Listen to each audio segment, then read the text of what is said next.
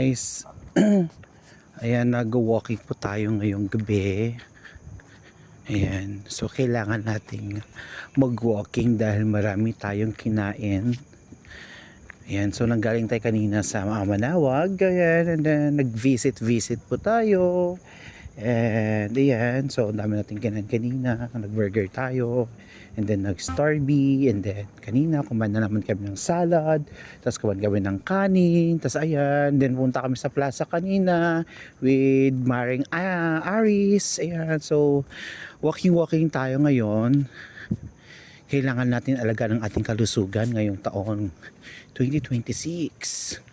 Kasi nga dami nating mga nararamdaman sa ating mga katawan, kasukasuhan, sakit ng balakang, sakit ng kabaklaan, charot.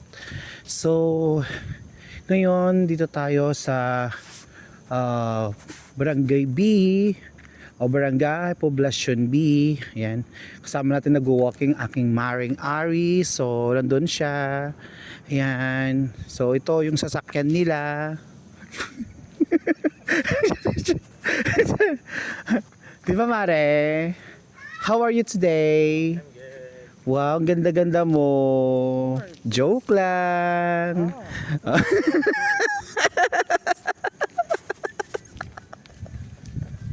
Ba't iba na yung ganda? Iba yung curve ng katawan mo, Mare. Iba. Para kang ano. Corvette. Oo. Gasol. Trot ka. Yung goal natin ngayon guys, kung paano natin pagsulagin si Kuya Aris. Kailan mapagsulag natin siya. Okay guys, handa na ba kayo? Ayan.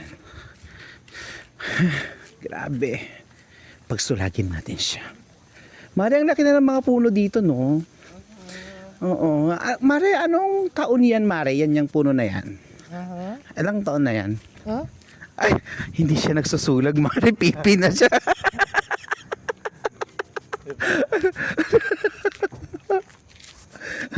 Ayan guys, grabe, nakakapagod pala mag-walk guys.